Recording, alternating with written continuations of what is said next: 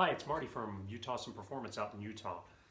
Today we dynoed the Silver 98 Ram, and that intake manifold that's sitting on there is kind of been a great little prototype. It runs a big AccuFab 1280 CFM oval throttle body on it. It's completely unrestricted. You got a huge 5-inch air intake, cold air intake on it, and inside the runners there, I shortened the runners to 7.5 inches from the normal 16 inches inside the manifold, and moved them to 7.5 inches. And then I took the bottom of the valley pan plate and raised it up 1.75 inches inside of there. So basically what it did is it took a big volume area like this and reduced it to like that to get to the runners. And in the very middle of that, there's a wedge that goes towards the back and goes towards the front.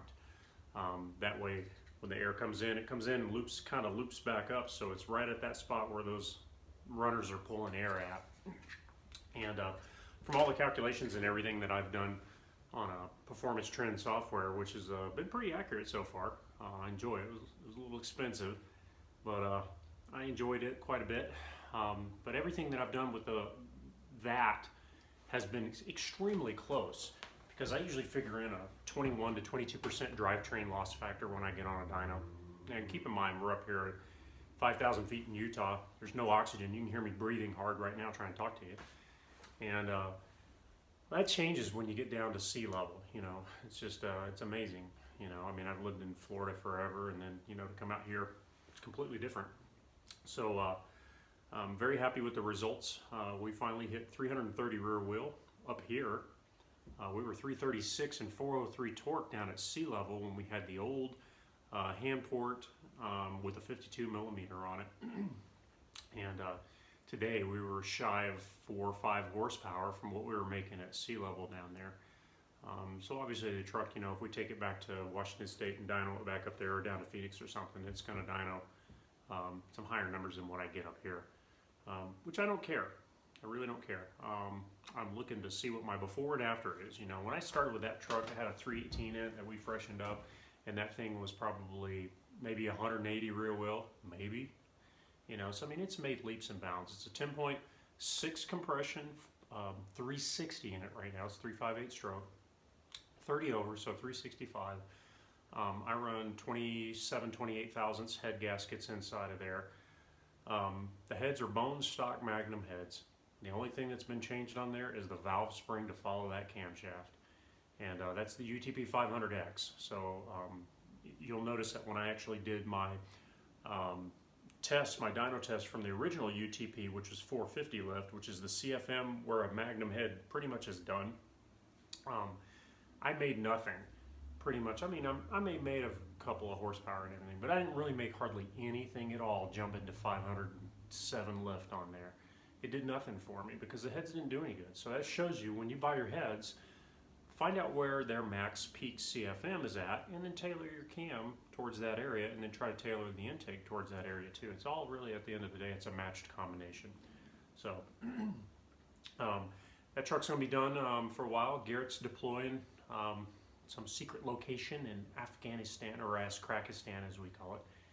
And probably he's actually going to be on some of my old base areas over there where I was at, and he'll be there for a year. So I'll have the truck, and he's going to send Chris at PIE some money, and Chris is going to put us together a nice set of Edelbrock ported heads, aluminum heads, that will go back in place, and we'll use the same manifold, everything. All I'm going to do, the only thing I am going to do is I am going to ceramic coat the headers, because they salt the roads out here a lot, and I'm going to get the headers ceramic coated, get that done, and then change his heads out and go back to the dyno. But that's probably not going to be till May.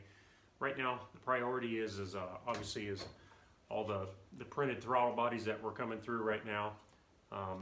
We've got 2 versions, a 50 by 104 and a 56 by 108, and the shafts, the springs, the shafts, and the throttle blades themselves are at the CNC place being manufactured. I'm working around the clock printing out as many throttle bodies in polycarbonate, which is bulletproof glass, Lexan glass, as much as I can. And So when those other parts come in, I can just start assembling and then release them to the public for you guys. I'm still doing intake manifold porting for people here, installing the VRP plates and stuff, so you are still more than welcome to send the manifold to me. There's a link on the website right there that you can follow for the work that I do in there, which is where I basically open the CSA on the runner right there. I set the runner length, and I'm probably gonna, and you're gonna find out, I'm gonna stay between 10 and 16 inches of runner length, because that is where the peak torque is at. So like today with a 7.5 inch runner, I found myself having to give it more timing than I had on the original longer runners to make the torque up. Because when I started with a torque, it was in the 360, 370s, and I finally got it up to 380, 390. But I wouldn't have to do that, you know, with a longer runner that was, you know, more in the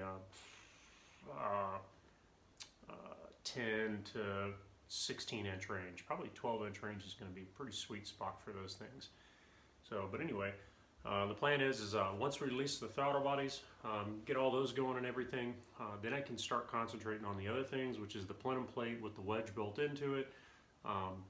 I am selling the wedges on the side right now, so people that do want to install them on their belly pan, they can do that. Keep in mind, you got to center it just right. I used calculations to perpendicular set mine from end to end. And if you set it in the wrong spot, you know, it's going to divert more air to the front than it is towards the rear. So those will be available. A couple more cool things coming up too. After the throttle bodies are released, then I'm going to start working on hopefully the valve covers, where we can take the top cover on the valve cover off and make our adjustment to our roller rockers without having to pull a whole valve cover and the wiring harness that's around it. Everybody knows that that's been a pain in the butt for years. And a couple more cool things up my sleeve.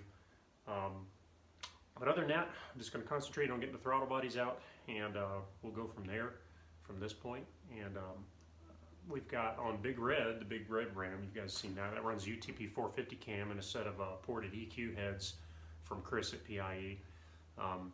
That one's got a new manifold going back on. She's just basically running a VRP manifold right now with a 52 millimeter on the top right there. And there's not been any work done to that manifold. So those heads that she has on there that flow in the 270 range are absolutely nowhere near their peak performance. So she's going to get a big 56 108 millimeter throttle body and a modified intake manifold that's going to be opened up and to be able to feed those heads.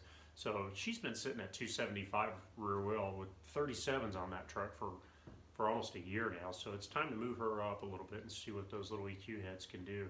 So I think they're going to be pretty impressive. So hang in there. We're going to have those throttle bodies done soon, sometime here in the future. And I hope by February I should be able to release them. And then we'll have some cool dynos and everything again. I'll get back on the dyno and beat up on the trucks again. And other than that, thank you so much for everybody's support. I'm always open to have anybody give me a holler and email me. You can contact me on the website right there at any time. And if you got any questions or anything, just feel free to call. Thanks, man. Later.